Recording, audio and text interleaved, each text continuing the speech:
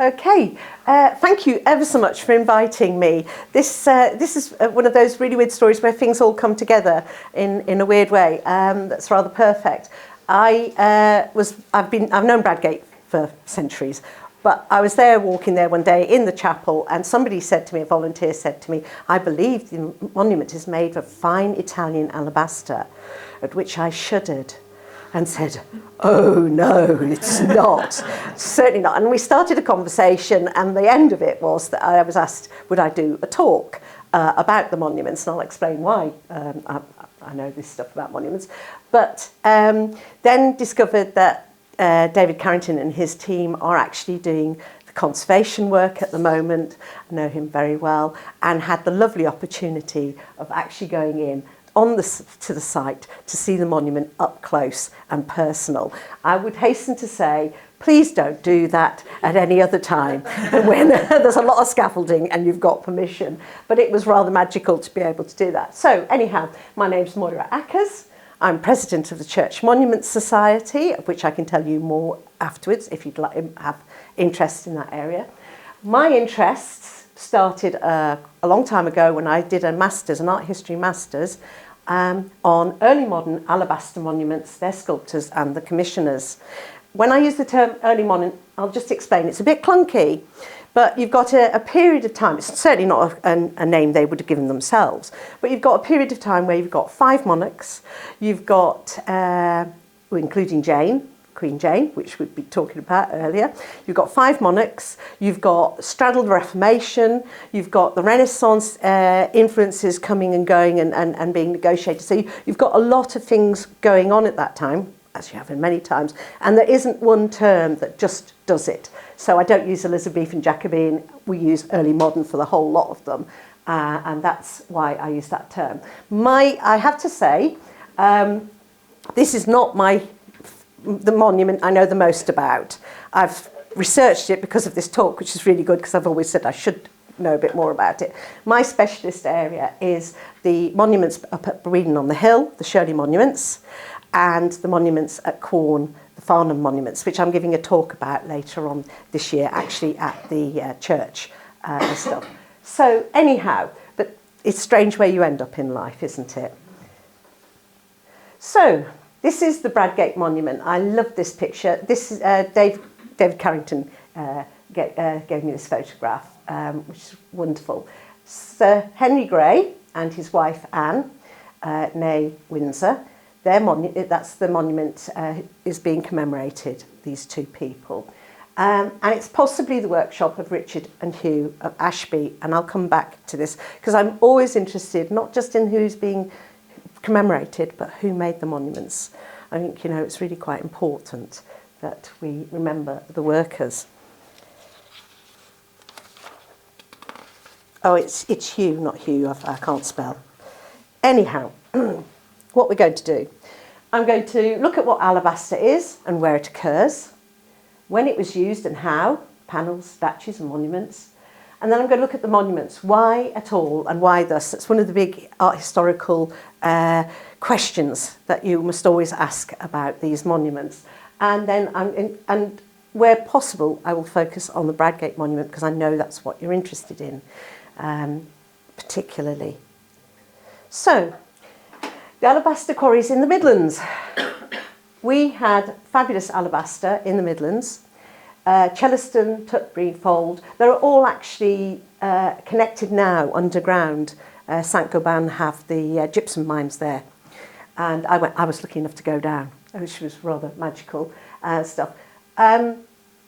It is a type of gypsum.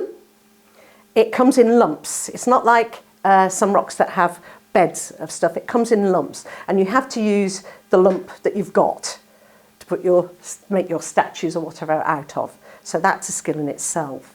It's soluble and it has very little tensile strength, which is weird because at Tutbury Church you'll find some alabaster inside the doorway, the west doorway, in the arch, 13th century arch. It's just been restored and it's totally inappropriate use of that stone, but maybe they didn't know that at the time. So it's not very good for statuary. Anything standing up has to be supported and protected. You do come across statues in alabaster, but they're not very big usually. But the pros for it, it is a lovely, lovely stone. It carves easily, so you can put lots of lovely embroidered, the details of the embroidered dresses and the armoury and stuff like that. It takes paint and gilding well. Well, it's gypsum, that's gesso. Of course it takes paint and gilding well.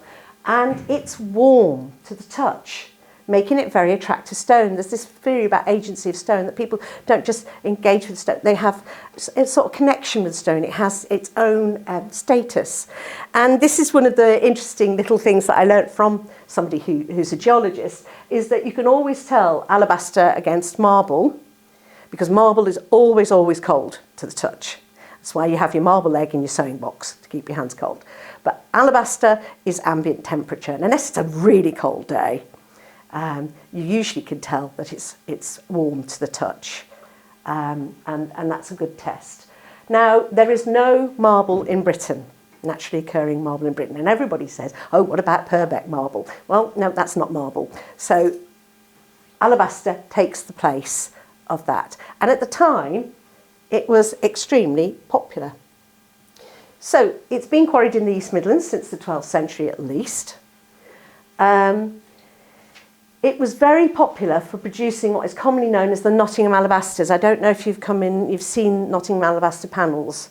They are these lovely little panels. They're about this big by this big, and they were carved for churches. And the clever thing is that they had certain stories. They would tell the nativity story, or they would tell the crucifixion story, and you could buy one at a time and have it framed and put up in your church or your own personal house. Or you could buy a whole set of them for a reredos behind a chair, an altar and stuff. Very, very flexible, beautifully. They were coloured, beautifully carved, and they were extremely popular. And they got all the way across Europe. I've got this thing about getting very excited when I'm in a museum somewhere out in Europe, a Corcula or a Vinge or something, and finding an alabaster panel on the wall, Nottingham alabaster panel on the wall. They lost out with the Reformation. Suddenly, you couldn't have this imagery. It was no longer relevant. You took it out of your church. What happened for most of them is that they were sold abroad. And they're very transportable. But they're very small. So they come out of, small bits of alabaster. The other thing that alabaster was very useful, was very popular for, was monuments, especially after Edward II's one in Gloucester Cathedral. It then became really fashionable. And what I suspect, I'll come back to that in a minute. Right, so this is a local monument. This is just before my period, and this is to Hugh de Willoughby. And why I've put this one up is there's a lot of discussion about where the workshops were and whether a workshop made both panels and monuments. And basically the answer is the workshops. Some were at the quarries, some were at Burton upon Trent, which is one of the big alabaster workshops areas, which I'll come back to later, and some were in Nottingham. And it based on where you could transport stuff. So you've got the River Trent, the River Soar. So you've got people, and of course then from Nottingham, you've got the road to Jerusalem. That is a trade route, it's not just a pilgrimage route, and that will take you all the way literally to Jerusalem. So these could be, the panels could be transported that far. In the monuments, we're pretty certain, I would argue, that they were made in the same workshops with similar, the same carvers, because you will find the panels on the sides of the monument, and we know this is pre-Reformation because of the iconography. You will get these panels which are exactly the same as the panels that you'll find in churches behind reredos and stuff. So I sort of imagine practical people. You've got a big lump of alabaster. You make your effigy if you've been ordered to make an effigy for for somebody, and then the little bits left over get turned into panels. It makes sense, doesn't it? And the other thing is that on the effigies, I'll come back to this, it was more expensive to have an effigy cut from in one lump of alabaster. If you were lucky, you'd find an egg of alabaster come out of the ground, quarried out of the ground, and if it was deep enough and a bit long enough, you could do the whole effigy out of it. That's really very expensive and quite rare. What does happen with effigies is that they are often the body, and then the things that stick up like toes, noses, hands are add-on bits, and I'll come back to that in a minute. So, yeah.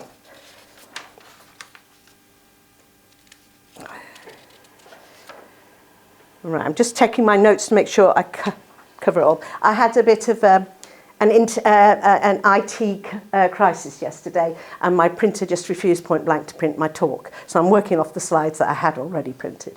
Anyhow, there we go, such is life. So, why are monuments important? I'm obviously going to tell you that. I believe they're important. President of Church Monument Society, bound to say that. But they are important, and they're extremely important historical documents and art historical objects. So they're examples of sculpture, and thus are important in art historical terms. 90% of our existing medieval sculpture is in churches, and a very similar amount of early modern existing sculpture is in churches, still in situ. And so churches are huge repositories of our cultural history and art history. So they're very important to be preserved. They also tell us about the prevalent style of the times. There's this real hang-up, art historically, about when the Renaissance hits Britain. And people get very worried that it's not happening. People aren't doing Renaissance detailing. They're not doing, you know, classically inspired columns and stuff. They're doing other stuff. And you sort of think, why? We're doing our own thing. And that's important, and we should respect it and enjoy it. They describe the relationship between the vernacular and the imported style influences. I like this period, and I like these alabaster men, precisely because at this time, the early modern period, decoration is exuberant. It's not necessarily perfect. It's and it's eclectic. You take bits from all over the place. You've got bits of Islamic influences coming up from Spain. You've got bits of Renaissance coming from Italy. But we've also got our own vernacular take on things. And people now term it albinism. And I love the combinations that are going on in the monuments, that the workers are working out, the artists, the sculptors are. And you get things like in contracts, you know that the commissioner doesn't really know what a French pilaster is. And in this monument, that's why I've chosen this one, it's at Breedon on the Hill, is one of them we've got the contract for, and it says so many French pilasters on the side of the tomb, and every one of them's different. So which one was the French pilaster, we'll never know. But yeah, so there's a lack of precision, but a huge exuberance at this time, I would argue, in the decorative style of this period. So these are the Shirley monuments up at Breedon. One of the reasons I've also put up this picture is that commissioners are telling stories with their monuments. Whether it's pre-need, the person themselves is commissioning the monument, whether it's a family later on or somebody wanting to make a story much later on, creating monuments to tell a story, a narrative, to claim space in the honour community. So, and here we've got George Shirley, who's commissioned all three of these monuments, two of them about the by the Royley family, a Burton-upon-Trent workshop, and one of them is Harleman's, again, a workshop in Burton-upon-Trent. Now, what's interesting is the Royleys are traditional Burton men. The Hollemans are the Dutch emigres who come over because of persecution in Holland, because they're Protestant possibly, but they're generally not able to work. The Hollemans do not stay in London where most of the Dutch emigres stay. They come to Burton, and they're literally in the same road. Horninglow Street in Burton-upon-Trent is where the alabaster men have their workshops. So they knew each other, and they probably at times individuals worked at both workshops and stuff. But they have different styles, and I think it's very definite narrative is being created. I want my old-fashioned looking monuments here to show I'm a family that goes far back. But I also want to show something that says I'm actually of the moment. I know what's the style of the time. I'm educated and stuff. So I could go on about that, but I won't.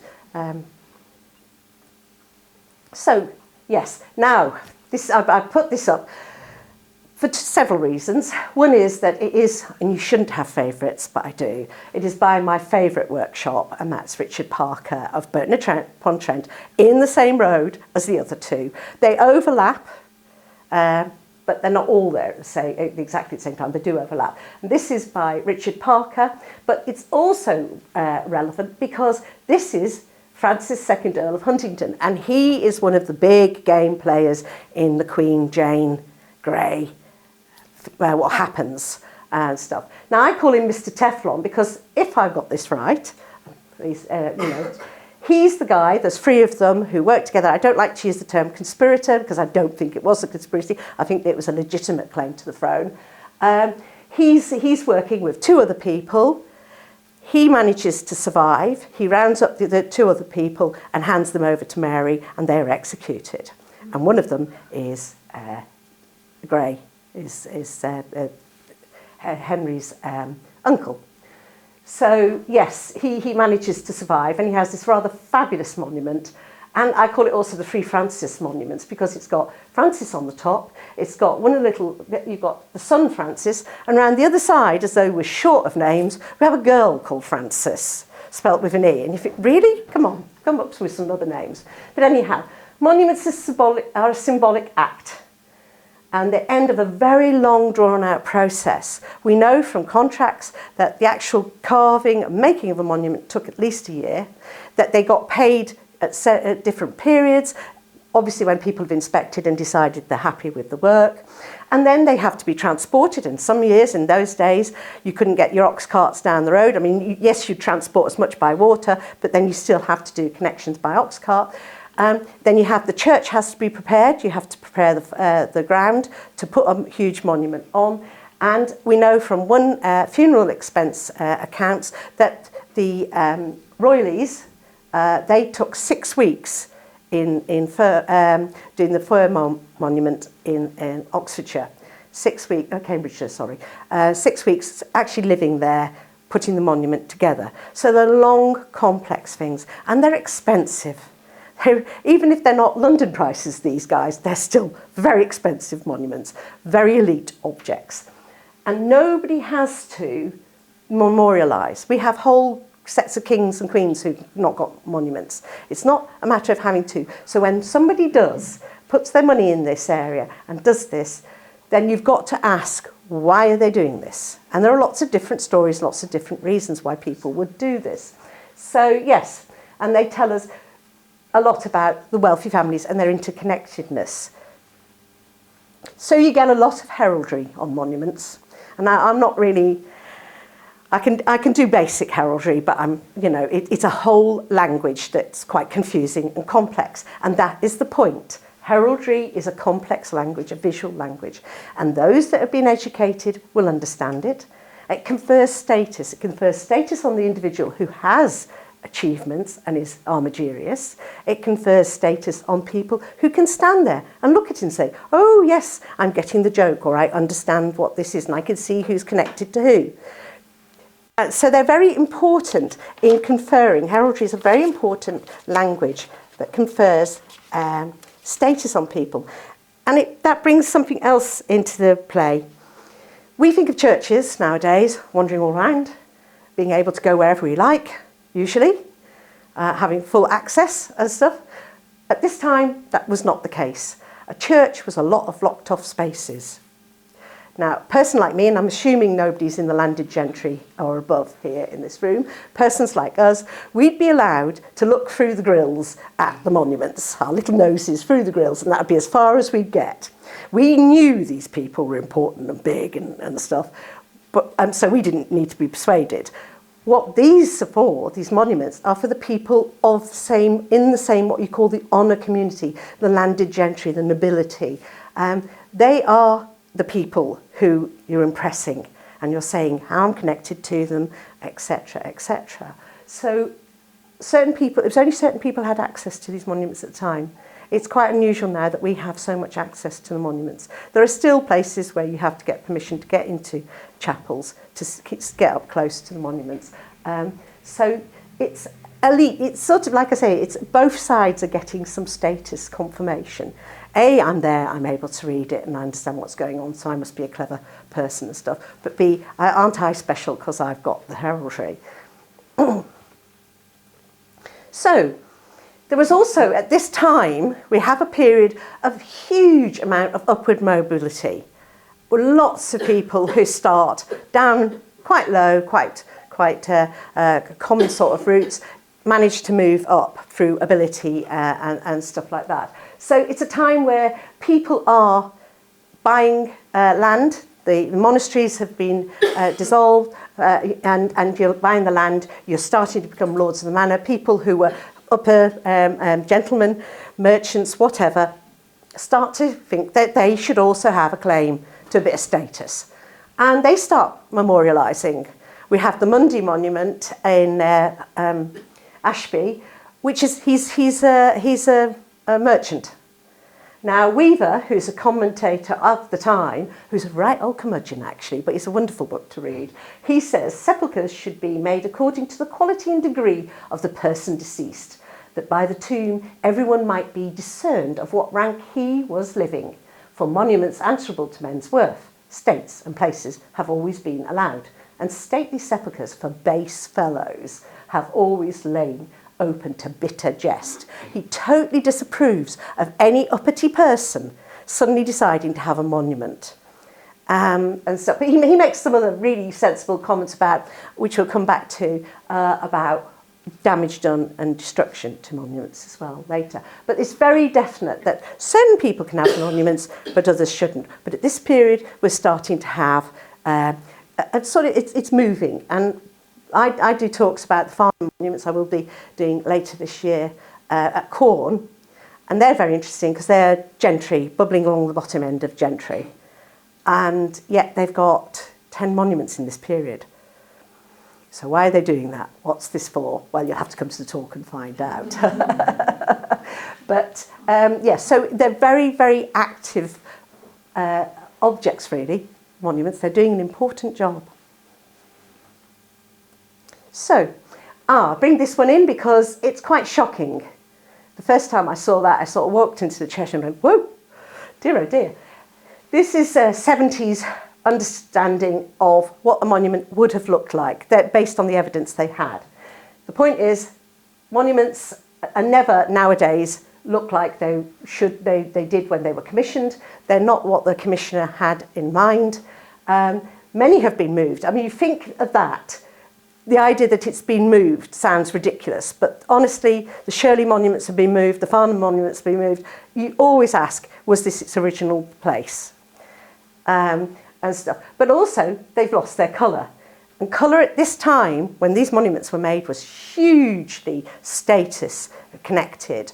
To wear a gold chain, you had to be of a certain status. To wear certain colours, to wear certain materials, to have books, to have rings on your fingers of certain stuff, are all indicators of your status. So at this time, monuments would have looked like this. They'd have been really have strong presence, especially if you think post-Reformation, you've stripped the altars, you've whitewashed the walls, and then you've got still these monuments because they're secular objects. Elizabeth I has 2 proclamations that say you cannot destroy these monuments or attack them. They're not because you're attacking the order, you're by attacking the people who these people are memorialised. But so they are status, but they're secular and they're full of colour and they would have made amazing impact, certainly post-Reformation. So full of colour, full of status. And portraiture is not important at this time. It's beginning to be. And there are incidents of where you find indications of scars on people's faces and stuff that suggest it's a portrait. But why it's not important? Because you can never actually see the face close up. When you go and look at your monument, when it's put together and conserved, you can teeter over, and believe me, it's a dangerous job trying to photograph an effigy. You sort of have to float above the monument and stuff like that. And one very famous church art historian actually died in the process because he slipped and hit his head on the way down. But so I always think about that when I'm trying to photograph something at an unusual angle. You're not meant to really come up to the face of the person at this stage. They're here, they're being memorialised, but they're not here. They've gone on somewhere else. I think that's really quite important. Between the viewer and the person who's being memorialised, there is something going on. So yes, it's not a portrait, but what will be important on the monuments that everybody will understand, apart from the wonderful achievements and stuff, is they're wearing gold rings, they're wearing chains, they have embroidered gowns, they have, you know, which suggests colour. That will tell you, or you've got a full suit of armour. That'll tell you this is somebody very important and of certain status. And that's where you're getting it. The portrait is not so important as the actual what you can see. And it says in contracts, you get them saying that he should look like a good knight. It doesn't say, and of course the alabaster people wouldn't have seen that person, or might have seen it if it's pre-need, but often wouldn't have seen the person. There aren't photographs. Occasionally there are portraits. So you know, you wouldn't know what the person, the alabaster man, probably wouldn't know what the person looked like. Not always, because like I say, many monuments were pre-need. Oh, I'm just going to have a slurp of coffee. Yes, this is nice. This is what was taken a couple of weeks ago.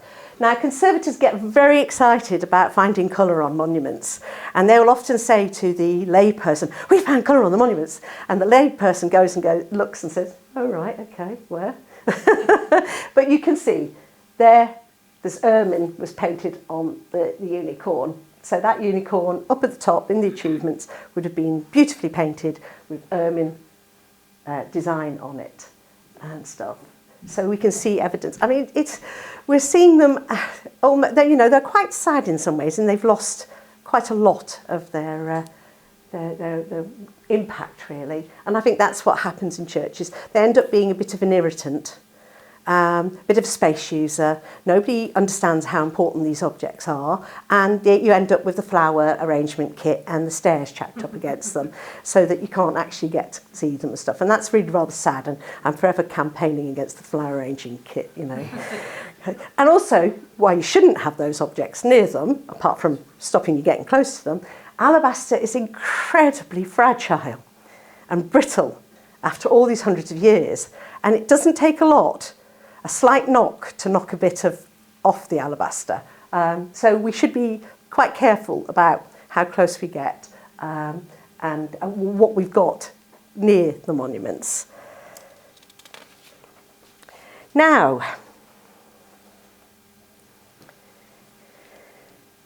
just hit the sound, yes, great. This is one of my other things about monuments. Never believe a monument, right? They tell truths. They do quite often tell truths. They tell half-truths, and sometimes they tell downright lies.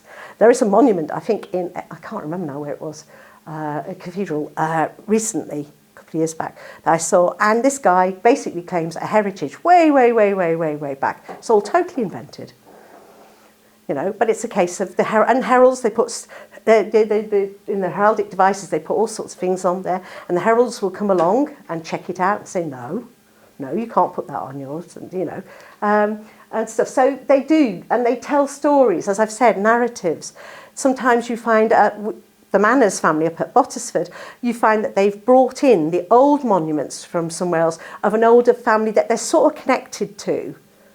They put them in there, and then they put their monuments around it, and they're creating this huge narrative, a dynasty of my family goes back a long way. Well, all our families do, but it's important that people say that in certain stages. We've been here forever. And the big thing, the Shirleys do this, is they have a huge family tree that's been researched, and they are so pleased that they reckon they can go all the way back to the Norman conquest down the male line, which is one heck of a claim. I think there are some wobbly moments, but, you know, I'm not going to challenge the Shirley family on that. So, yeah, always, when you encounter a monument, something, oh, yeah, right, is that true?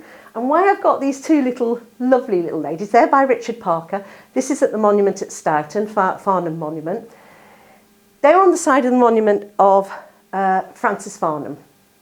He was a teller for both Elizabeth and Mary. Very important position in the Exchequer. Bright bloke, a lawyer. He did extremely well financially. And he commissions a monument.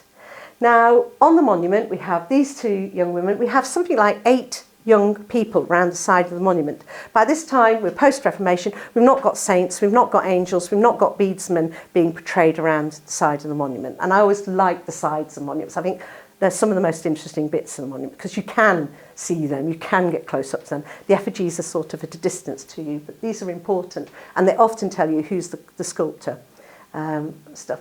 But anyhow, you've got, quite often you have around monuments now, post-Reformation, the family, the children. Sadly, sometimes little swaddled babies that haven't made it. Staunton, the Breen Monument, the Holman's one, you've got 2 little babies in swaddles who died in infancy. And often you'll see children carrying skulls, and that's an indicator that they died very young. So you've got the family usually presented round the monument. Again, it's this dynastic thing. I'm not just memorialising myself, but I'm talking about the family going forward, onwards and stuff. Now, like I say, this monument has about 8 of these characters around the side. We've lost one side. It was restored and replaced at one point, so there might have been even more. And I know for an absolute fact that he had, when he wrote his will, and he died young, suddenly at Neville Holt, when he died, he had 2 children. He had a 4-year-old daughter and a baby daughter. The baby daughter died several days later, which is rather sad. So he was left with one heiress, Catherine. So who are these characters? I have not found any explanation for those characters on the monument. And they're not there by accident. You don't carve people by accident and stuff. I can only assume, and this is very tentative, and the person who really knows about alabaster monuments, John Bayliss, and I are having a bit of a debate. He's so wonderfully generous with his information and stuff. But we're having a bit of debate about this, because I actually think it's a monument that was taken out of somewhere, which is what happened in the Reformation. Francis is in a teller in the Exchequer. He's where it is. He's seeing the monuments being sold and the land being sold, probably bought it and reused it. It's the only explanation, and this does happen. So, and it's quite funny because you believe monuments, they're big, they're stone, they've got some gravitas. And I was studying this monument, and it wasn't until my 4th or 5th visit that I sort of stood back and thought, who are these guys? What are they doing here? So you have to keep asking questions of monuments. They are hugely important documents, but they also have to be taken with a pinch of salt at time. And that's quite a good example of it. So, anyhow, come to Henry, come to our monument across the way. He's looking, I've been assured, he's looking a lot less green now. And it's, what's really nice is you don't take monuments apart now to conserve them normally. You might take bits and stuff because you have to. But it's really quite nice in this monument to get up close and look at it from angles that you wouldn't normally be able to see. And of course, the first thing is I'm going to dispel one myth.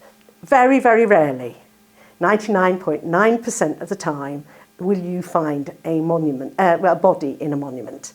Now, you'll watch Agatha Christie films, you'll watch Midsummer Murders, one of the first Midsummer Murders, I'm sorry, it's one of my favourite programmes, sorry.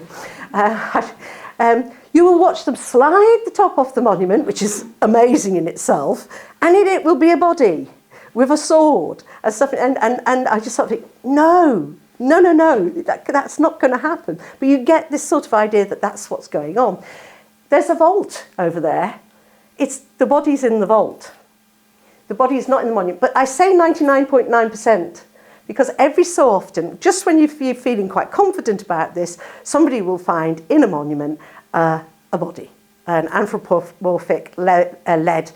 It's not a coffin so much as a lead casing. Looks a bit like a mummy sort of shape thing, and you find the body in the monument. That is really, really rare, but you can't say 100% it's not going to happen. So there's no monument, no body in there. The body's down in the vault.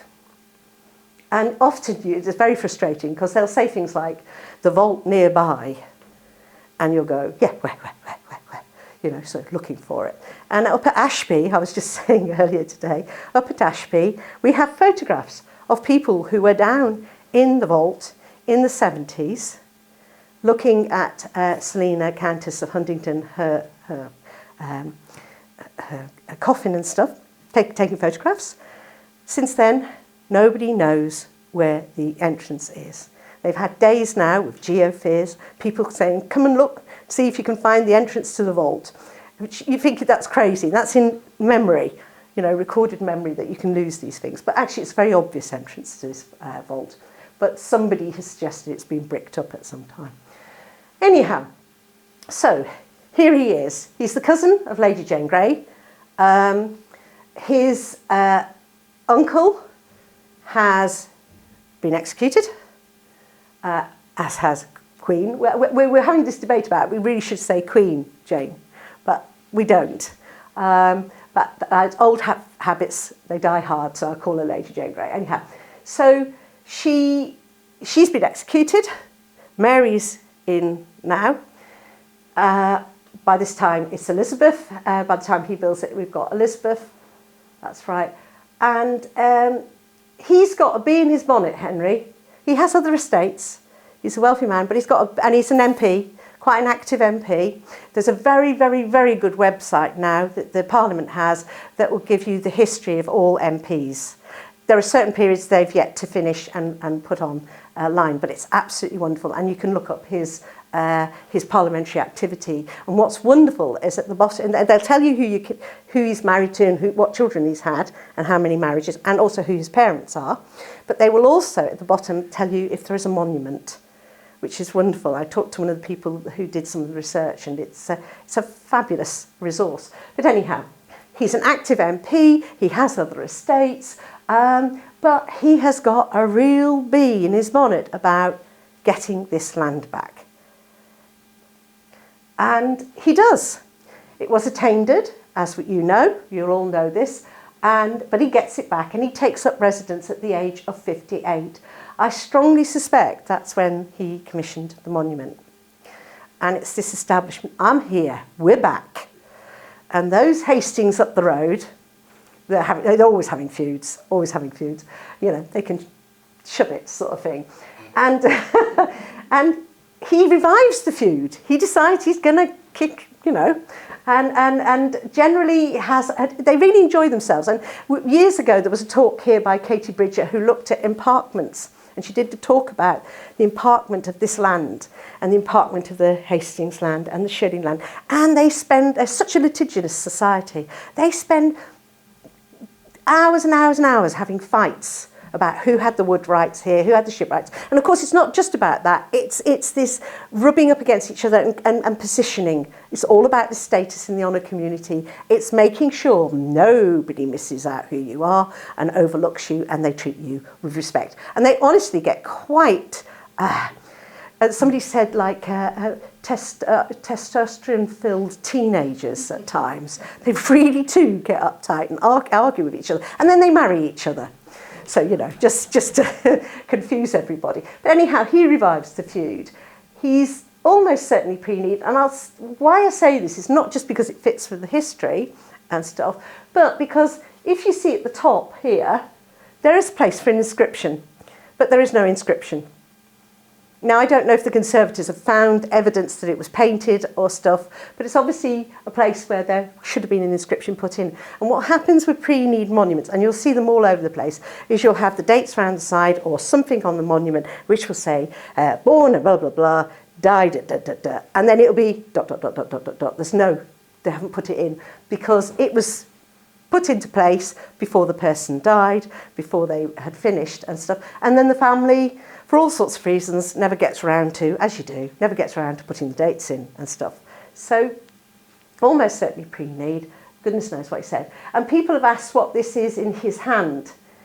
I suspect, and this is purely supposition, that that's the charter of him getting the land back. I suspect, and that makes the most sense of the position he's in, what he's doing. And sometimes in history, it's usually common sense with the evidence you've got, and then wait till something comes along and somebody else says, yeah, but what about? And what I've also discovered in my research is that you think just a little bit more information, a little bit more evidence, you know, find some more research, dig up something more, and almost certainly when you do find something extra, it muddies the water. Almost certainly asks more questions than it answers. But I suspect strongly That would be what it is. It makes sense. And he's making, as I said, making a big statement. He's chosen to put his monument here, and he's got his huge, and it's a big monument. It's modest in some ways by its time, but we're going out of fashion now for the huge monuments. If you really want to see a collection of amazing monuments, go up to Botsford. It's always open, and see the monuments there, the Manners family monuments. I mean, what I should have said earlier is that in this part of the world, it's quite interesting that the gentry, the landed gentry, have so much more power and influence than they would at other places. In the East Midlands they do, because we don't have major aristocracy. They might own the land, but they're not in situ. They don't have houses, not until you get up to, up into Derbyshire and stuff, or the Manners family, but they're just bubbling up at that time.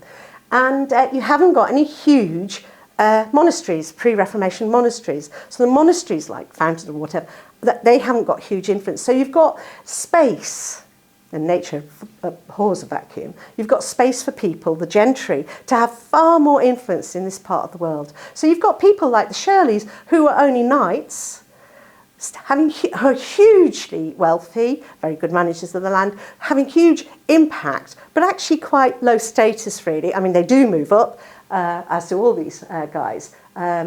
Yes, so it's all about statements of who we are. We're here, we've landed, I've got a monument, challenge that sort of thing. And there is I'll come to this in a minute, there is an intriguing use of the manticore in his heraldry, and it's never accidental. You choose your supporters, those are the chaps that hold the achievements, which is what you call your heraldic devices sort of things. You choose them. Within a certain licence, you can choose what characters you want as your supporters. And it's interesting that the manticore, now the manticore is a mythical beast. He's a lion's body with a human head. Now in this instance over there, we've got these rather fine, lovely little hands and feet, human feet. That's quite unusual, but obviously the carver thought that's what a manticore would have, not having met one. They've got horns, and then they've got a tail, which on the end has got usually scorpion spikes and stuff. So he's a strange character, but he means, it's interesting, he first appears in our heraldry, I researched this, as a badge at the Hastings family, up the way. Then suddenly, in the 16th century, he appears on the Great Monument. Henry's got him. And it's like almost claiming a bit from somebody else, a little bit of appropriation and stuff. Their motto, the Greys' motto, is à ma puissance, which means according to my power. It is about power. I mean, these things are what they say they are.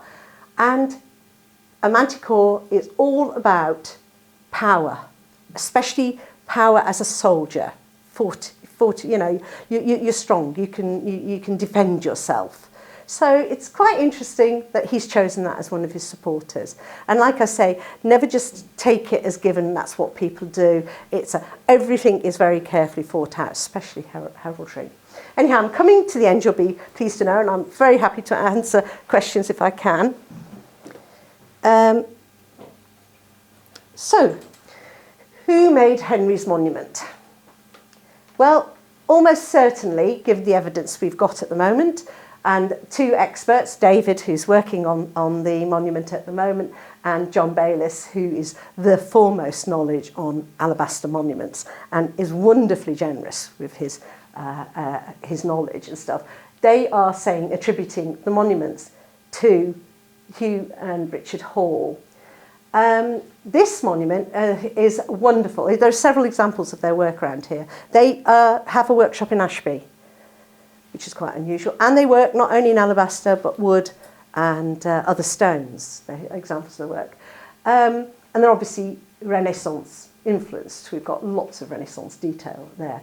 But where you can see their work, the front of Staunton Harold Church, the whole, that inscription on top, that is them. And we know that, it's recorded.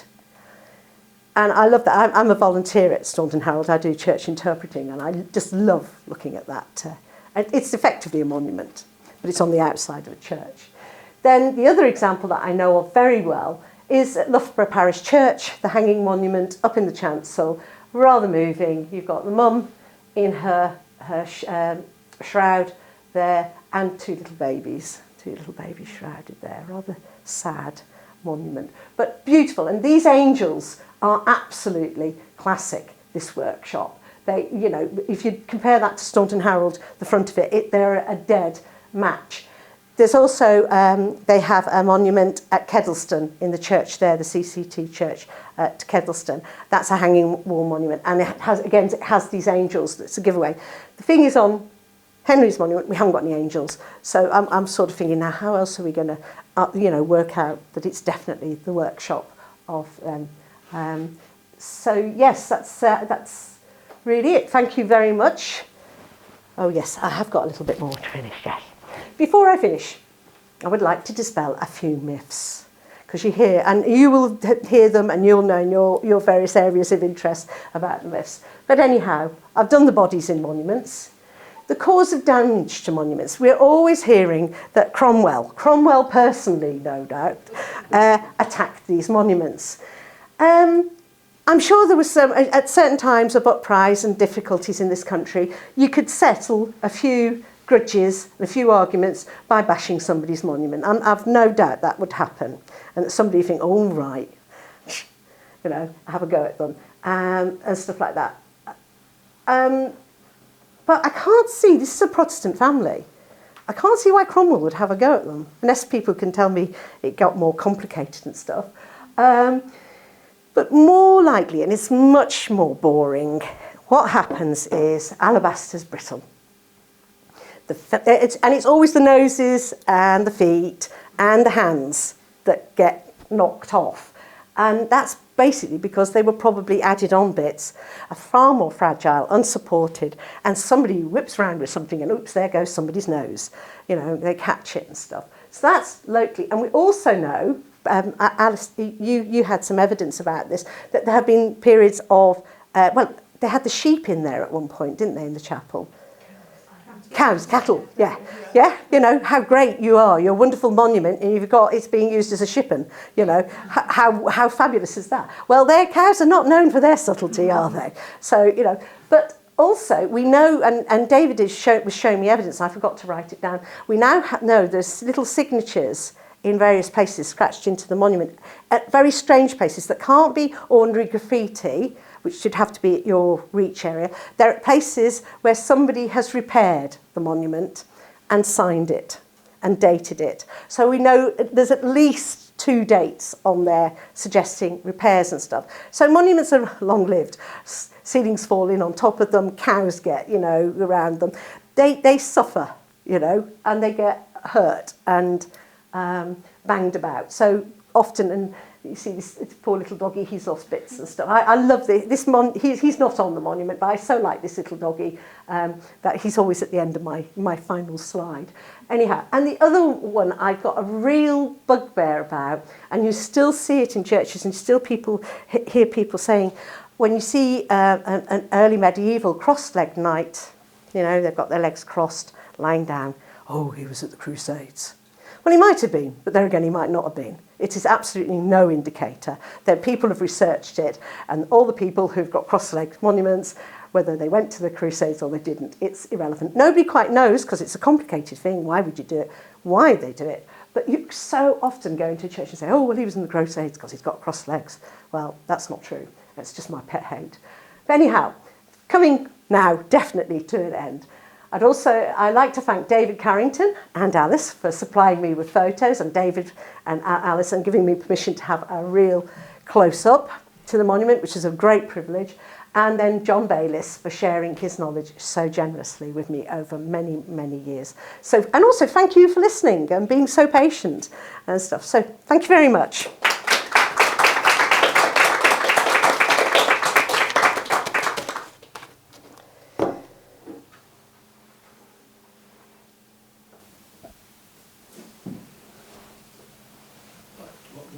You found on the monument for repair. I knew somebody had asked me that. I didn't. Oh, sorry. Thank you. What were the 2 dates you found on the monuments for the repairs? They're 1740s, 1750s, I think. I can't remember. I didn't write it down, and I'm kicking myself, and I didn't have time to email David to find out definitely. But they are in the late 1700s and stuff. So there's definitely a period of repair then, and stuff. Whether there was later periods. And this is the thing, sometimes you see damage done to a monument, and you think, is it new damage? You know, like losing current stuff, but it could be damaged really early, and it's about trying to work out the history of a monument and how it's been treated following being put in place. So sorry, I should have been more precise. We do know that it was actually repaired after they trucked the cows out, and that was in the 1790s, so that might be part of it. That would work. And we've got some nice little signatures. And like I say, it's not the normal graffiti, because people don't seem to have a problem with graffiti at certain periods. And some of these alabaster monuments, because they're so easily carved into, are covered with people's names and dates. This isn't. But that would be, if it was occurring, it would be down at reach level, ordinary everyday human reach level. And where these signatures are, you have to climb up scaffolding. So, yeah. So that would indicate it was probably a local workshop repairing them, yeah. Where was the Steve. Thanks. Where was the Francis monument? Right. I was going to say that we should do have a visit to see them at Ashby Church. Helen's Church. Pardon? St Helen's Church, is it? St Helen's, yeah. And I was just going to put in a plug for them because they do some wonderful historical work. I don't know if you guys know about, they do a history lecture series over the winter, and it's really interesting. They have some really interesting speakers. So put that in your notebook. And the other people that I wanted to plug, Barrow-upon-Trent, the church there, they also run a series of lectures. In the summer, they don't overlap, which is very clever. They run a series of lectures, historical lectures about the area, and they have some very interesting people. But Ashby Church, yes, in the Hastings, what was the Hastings Chapel and stuff, and that's a Richard Parker monument, absolutely wonderful monument. But again, that's moved, it's been moved and stuff. So yeah, well worth looking at, and I'd be happy to meet a group up there and tell them bits about it. Yeah.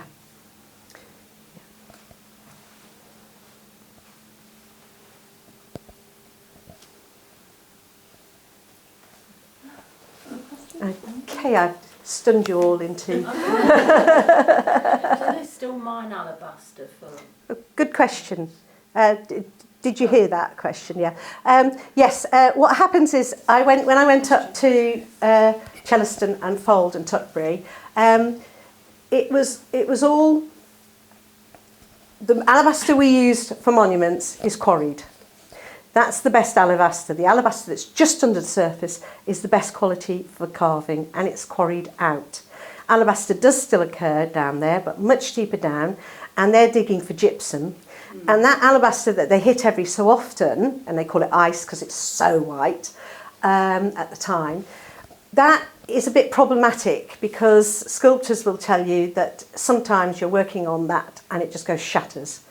And even though they shine light through it, again, it's very translucent stone. You can actually shine light through it and stuff.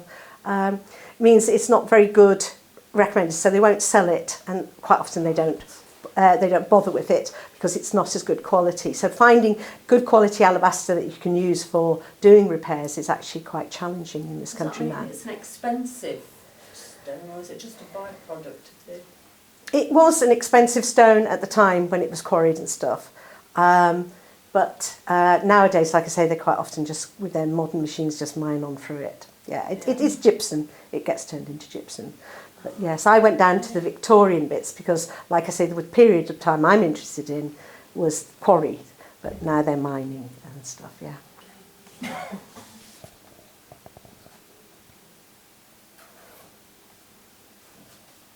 I feel a bit greedy, I keep asking. Ask away. Just the last one, sorry. I've got a problem. So you definitely think that there's the body underneath the alabaster? You think there's a body there? No, there's no body in the vault monument. underneath. There's It's in a the vault. body in the chapel. There could, when they do because the funeral is the big expensive thing. I should have said this. the monument is expensive, but the funeral almost or certainly cost twice the cost of the monument is the usual rate.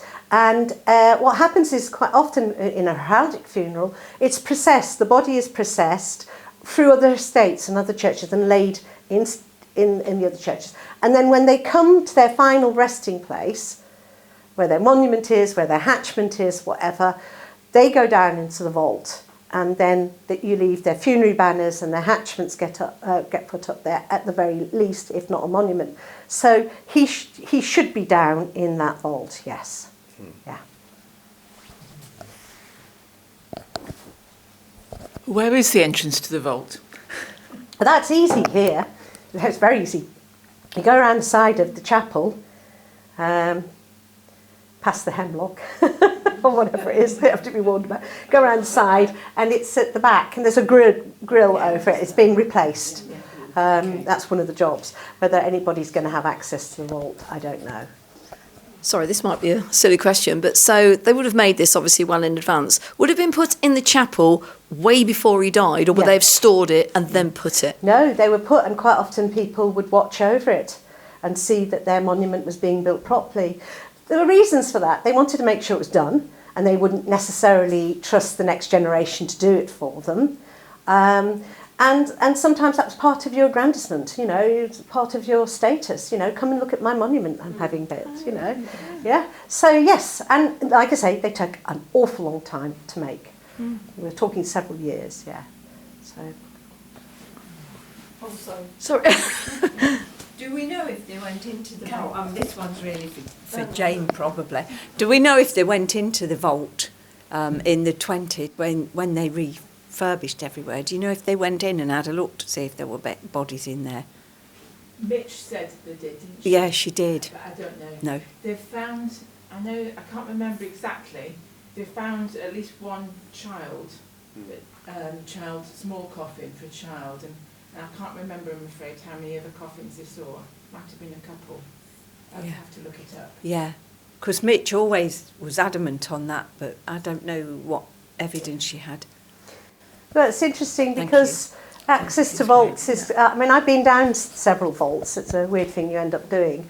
I've been down to several vaults. Other vaults you can't get into without a coroner's permission and all this sort of stuff, and because of health and safety. It isn't because of the smallpox thing, although that will quite often be quoted.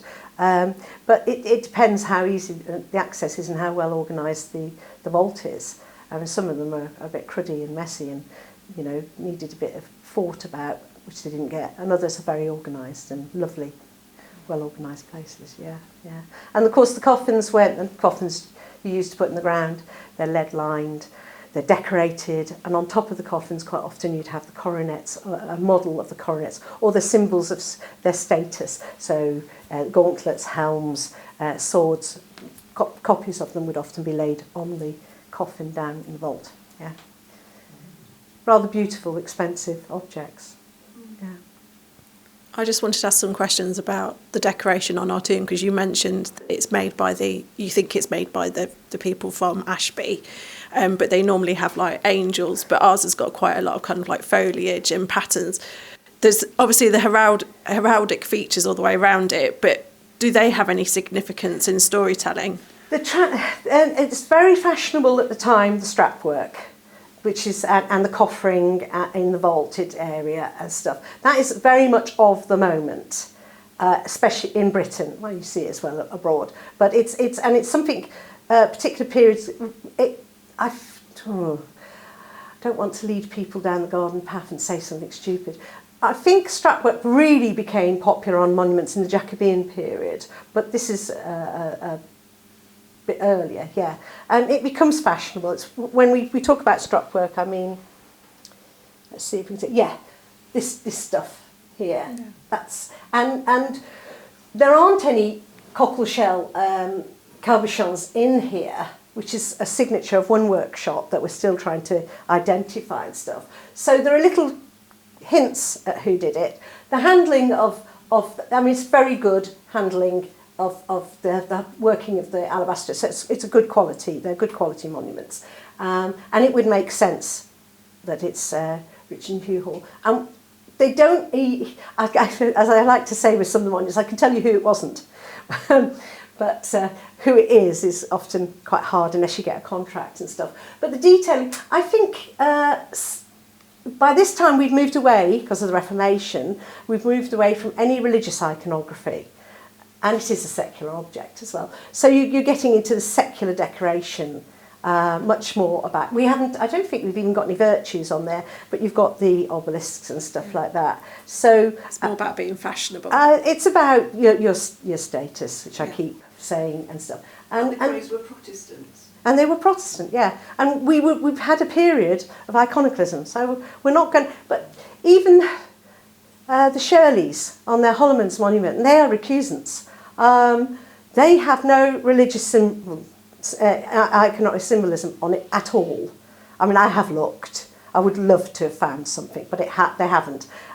So yeah, we've moved into a time where we're doing different sort of decoration, and we love all this strap work and these furbeloys, and it's this enthusiasm. And you get it on the furniture, and you get it on the chimney pieces. Quite often, these workshops made the chimney pieces in the big houses and stuff as well.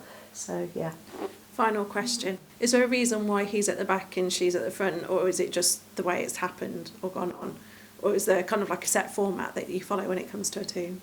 I don't know. That's a really interesting question. I'll have to start looking. Yeah, because there's always this thing about, on monuments quite often, that it's a monument to blah, blah, blah, blah, blah, blah, blah, and his wife. I mean, Jessica Barker's just written a book about it and talks about this, about, well, who is the wife, because quite often these women were really very important in their own right and quite powerful. I don't know enough about his wife.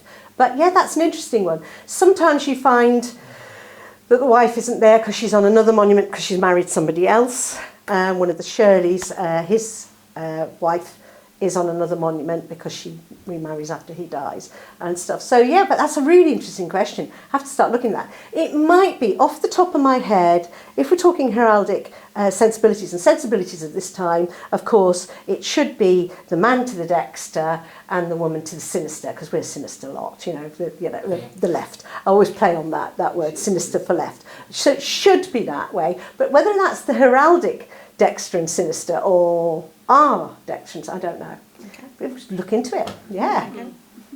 Because if it had been laid the other way, it would have been at the front end. Yeah, I mean, the direction of them lying should be facing the east window of a chapel. So they're facing the rising, which is where on the last day, the trump, that's where you'll see it. So they should be facing that way. And of course, very wealthy people, they even post-Reformation, they want their monuments in the part of the church that was most important.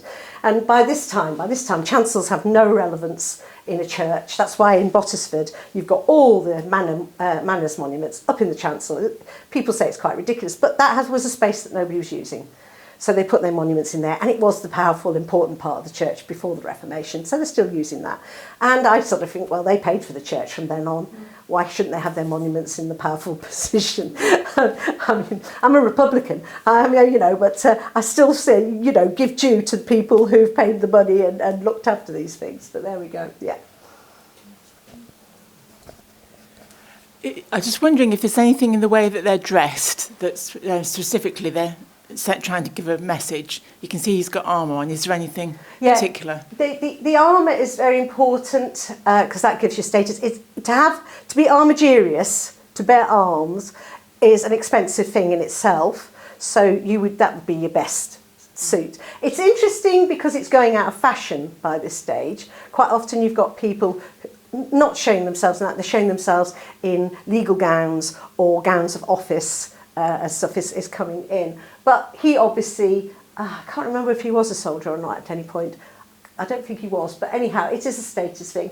But also the cloak and stuff, and if you'd had the painted details, it would tell you if it was ermine or if he was a certain. You get status clothes, don't you, from Parliament and from whether you all sorts of specific. You often see that being portrayed. I haven't concentrated on that, and for her, usually she'll be wearing the very latest fashions. And there are lots of costume workers who are very interested in monuments because it's very good evidence. this period, the armour evidence detail, I mean, that's very high quality representation of armour. In the medieval monuments, the portrayal of armour is almost spot on to what it was. And it's very good. I mean, people will do talks on that and stuff. By my period, it all gets a bit sloppy, and people who are carving aren't really taking a lot of notice. It's armour, you know, it'll do. But this looks like it's very high quality, very expensive, and in itself, that confers status. So the cloak could be about him being an MP? Could be, yeah. Wow. Or because he would be, it would be his position in Parliament, maybe. Or you get judges, their special gowns. By now we've got lots of different clothes that will show who you are. I mean, the Farnham family, they do have some of them being portrayed in armour because they wear soldiers and stuff, but the others are actually legal gowns, and that's because that's where they're going.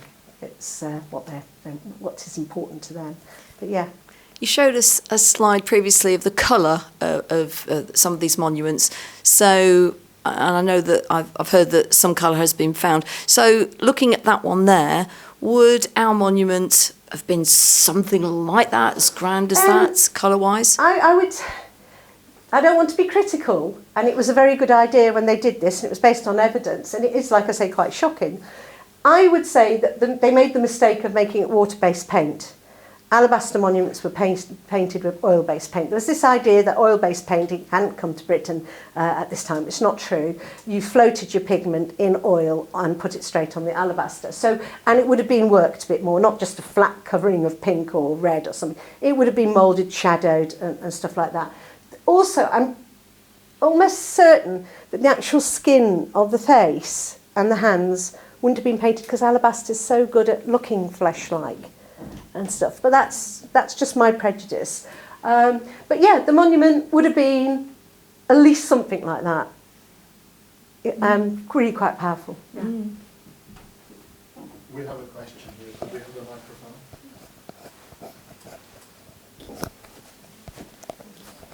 microphone? Just on the colour again, obviously you showed a slide where there's a little bit of paint left. Is there any way of microscopically seeing what colour was originally there? There's really sophisticated stuff nowadays to do that.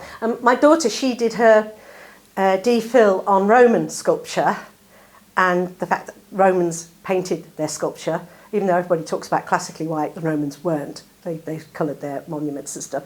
And she says they don't even have to touch the monument now or scrape anything off. They can make judgments as to what the paint was. The trouble is to work out layers of paint, because sometimes another generation comes along and has another go at it. And you hear dreadful stories. We went to CCT, Church Conservation Trust, talk by somebody responsible for the churches, and he walked in, and there was a lady there, one of the volunteers, with her acrylic paint set, just about to touch it, at which point you sort of think, oh, no. It's like that terrible painting that happened. It was in Spain or Italy where that woman painted on. Oh, it's just sort of scary. But that will have happened because people will have done that. Yeah. No doubt. Yeah. And just one other quick question. Can we be assured that that is local alabaster that was used? I know we can assume it, but... Oh, yes. It looks like Chellaston alabaster. I know somebody who... I'm getting quite good at this, but I also know there's so many wonderful people out there who know speciality stuff. I know somebody who can walk in a room and look at a piece of alabaster and tell you which one of the 3 quarries it came from. With almost dead cert. But no, it's definitely Chellaston. The way it's coloured, because what happens is the alabaster comes out white, and then over time, the trace elements in it, iron, copper, whatever in it, colour as it absorbs water and oxidises. So this is another myth. You'll go to, where is it now? Edmondsthorpe, the church there, they will tell you that the woman, the 3rd wife or 2nd wife, has got red wrists because it's a symbol that she was a witch. Well, they couldn't possibly have known that those wrists were going to become red at the time they were carving it. So it's a lovely story, but it's not true. But But I like stories like that, as long as people realise it's a story. But yes, so the monuments do colour, and depending on which quarry, they have a tendency, some of them to go a bit greeny, some of them to go just a bit red, and then you get some later alabaster, Victorian alabaster, the last sort of from down near Bristol and across the way in Wales, which is very orange looking, and that does scream at you that it's from another part. But there are, around this area, it's not just those three big quarries, they were the famous quarries. You find that there are places, Bow Manor, a hall, they seem to have had a seam and they used some alabaster from there. You get little lumps of it because obviously, I'm not a geologist, but it occurs in certain ways. Thank you.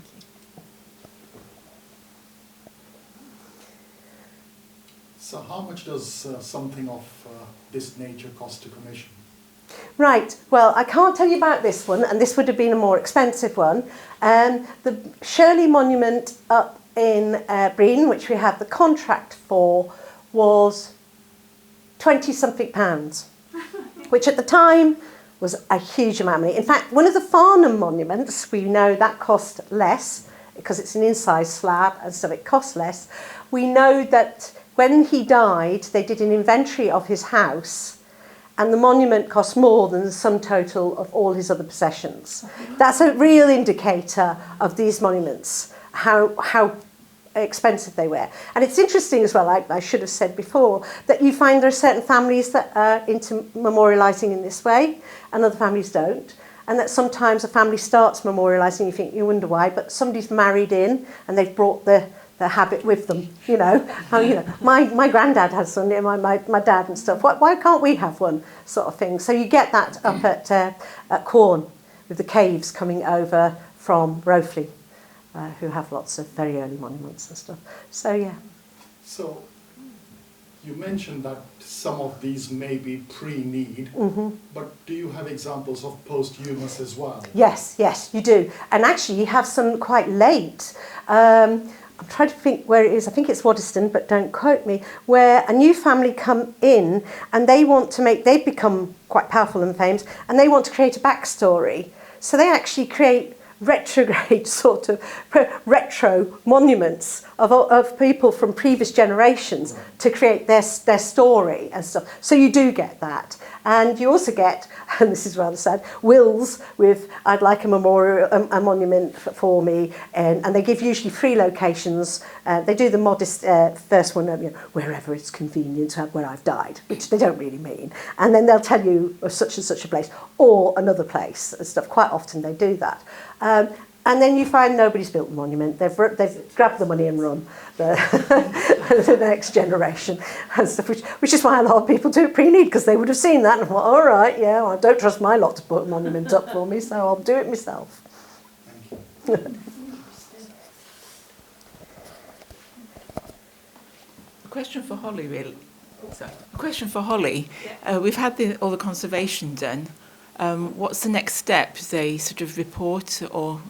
Yeah, as far as I'm aware, some of these photographs are definitely going. Oh, sorry. As far as I'm aware, they are creating a report as we've been going along. So as I've been nipping up and visiting and taking pictures, they've been taking their own pictures to put a full report together of everything they've found. So obviously we found out some new things today, which is brilliant about the dates and the repairs. So yeah, there will be a full report done.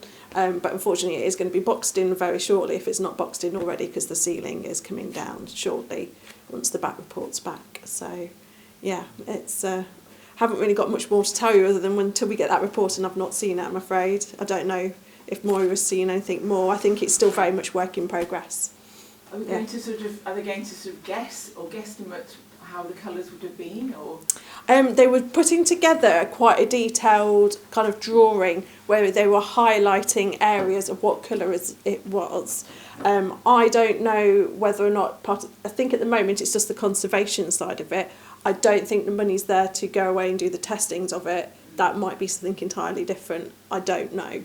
But we're in a position where it looks like once this phase is finished, we'll be going straight on into the next phase, fingers crossed, which is much beyond the chapel. But yeah, that's all I can say right now. I don't really know much more, but we'll know more in the next few weeks.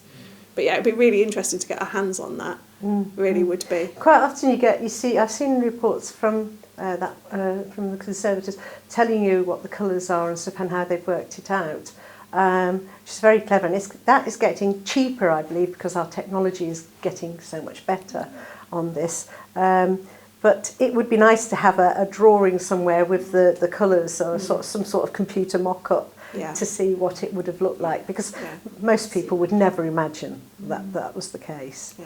And again, we don't know. I don't know if that. I can't see why this monument would have been moved, but quite often you find that, you know, they're all in completely wrong relationship to each other. Certainly the ones at Corn are, and they've all been moved. But yeah.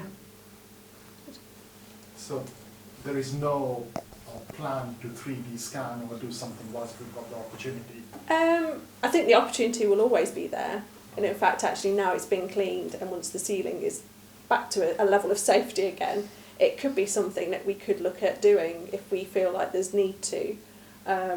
Or there might be an opportunity with the university for them to kind of continue with that research and everything that they've been doing here. So if anything, this report should hopefully be a great testament to it, and it would be lovely to record it in its full detail as a 3D scan. So speak to Richard. Yeah, speak to Richard. Yeah, we need to try some contacts, don't we, really? Yeah, See if we can get someone enthused enough that would like to do it. I don't know. They did some amazing work. Philip Linley, he did some amazing work at the Framlington monuments. Actually, with spectroscopy, how do you say that word? Into the monument, you know, like you use medically and stuff. So there's more and more things that can be done, and more interesting, you know, without taking the monument apart and stuff. Yeah. I think it's great that we're at a really good point now where it is moving forward. It is being looked after, protected and preserved. So, you know, hopefully once we've got it to a really good stable stage, hopefully with the water levels, the moisture levels in there, we can perhaps look at these things. Yeah.